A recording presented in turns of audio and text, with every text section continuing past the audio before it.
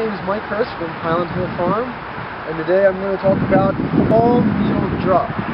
The fall needle drop happens to all evergreens, regardless of what kind they are, and usually it's found on the interior part of the tree, such as this right in here. Usually, all evergreens lose about 1/3 of their canopy every year. Most people don't see it because it's happening on the inside part of the tree. But regardless whether it's hemlock or a holly, a cypress or an arborvitae, a spruce or any of the pisceae, they all have this fall needle drop. Usually what happens is, like, again, it does fall on the inside, and sometimes when we dig it up out of the ground, they experience abnormally more fall needle drop than what they would do if they weren't in the ground. This is due because of the stress they have when they get dug up out of the ground. Since the roots have been cut when we dig them, there's not as many roots in the ground to support the foliage up top, so that the plant does not get as much water as it normally does. Therefore, the plant has to get rid of certain parts of the tree, and that's usually the interior parts. You can look at that and say, oh, it's very bad, my tree's turning brown, but it's actually a good response. It's better than having a part of the tree or a branch die off or any, like, all the lower parts dying off. It's much better than that. When a plant looks at itself and sees which part it can get rid of and which part to keep, the parts that it gets rid of is the interior parts, because it does not get as much sunlight, therefore it does not photosynthesize as much, and it doesn't create as much energy as the parts on the outside. The parts on the outside also are much more important because they are continuously growing, and they're going to be the parts where the new growth comes in for next year. So when you see fall needle drop, it's nothing major. It usually happens right after transplanting, especially in the fall, and you don't be too alarmed by it. It is a natural phenomenon, and that's all evergreens have. And sometimes it can be quite severe and scare someone, is correct, Mike? Yeah. Like down here, you could look at these trees and say, wow, that's a lot of fall needle loss or drop. And actually, the trees are fine. They will grow through this, and they will fall on the ground and become the mulch for that tree for next year. That's right. Okay, well, thank you very much. And you can see over here, here's a holly, and you can see some of the yellowing there, and that's doing the same thing. It's got some needle loss. Nothing to be concerned about. We're here at Highland Hill Farm on Route 313 in Fountainville, PA. I'm Bill Hurst doing the photography. I own the Highland Hill Farm.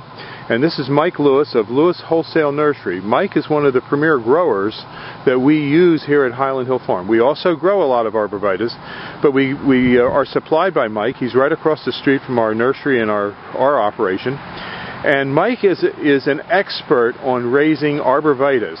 Mike went and graduated from the Longwood School in Chester County, Pennsylvania, and he's a premier grower in Pennsylvania, world-renowned grower. I shouldn't say that, but that is the truth. Everyone in northeast Pennsylvania and the eastern seaboard who raises arborvitaes and nursery stock knows Mike Lewis here. So he's well known, and he's going to talk to you today about arborvitae trimming and how to trim them properly. And these are small arborvitaes, a Zebrina, green giant, and an emerald green. Okay, Mike. All right, what you want to do with your arborvitae is, when you prune them, you want to encourage them to have a single stem. Just one stem coming up out of the middle, like right here. What you want to do is knock back some of these extra stems. Here in the Northeast, we get a lot of wet, heavy snow, and if you have too many stems, they have a tendency to pull apart. Most of the time, they'll spring back, but sometimes you might get some breakage.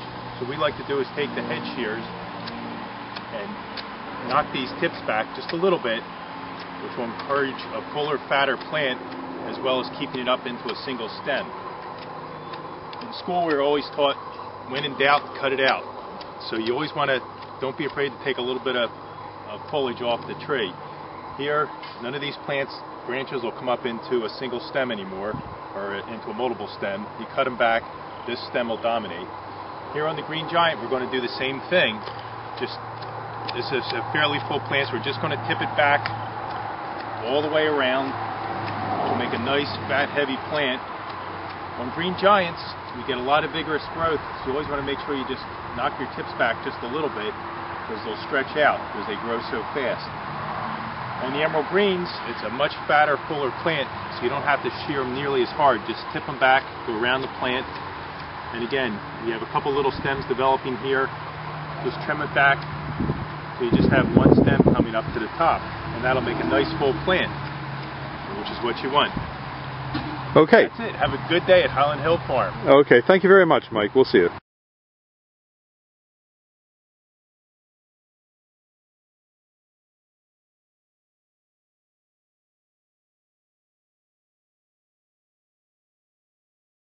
Highland Hill Farm on Route 313 in Fountainville, PA.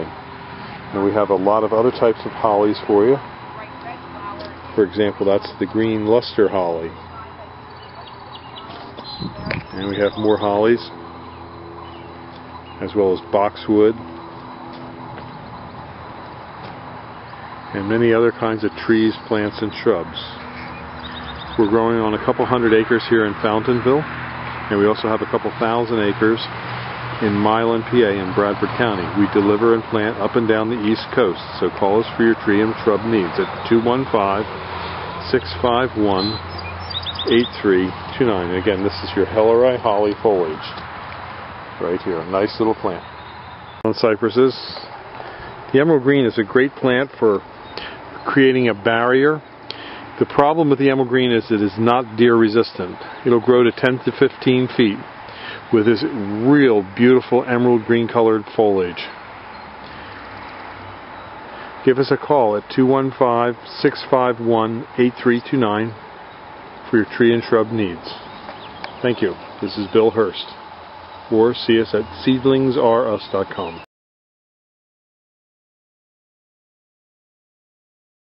seedlingsareus.com, and our phone number is 215-651-8329. Thank you.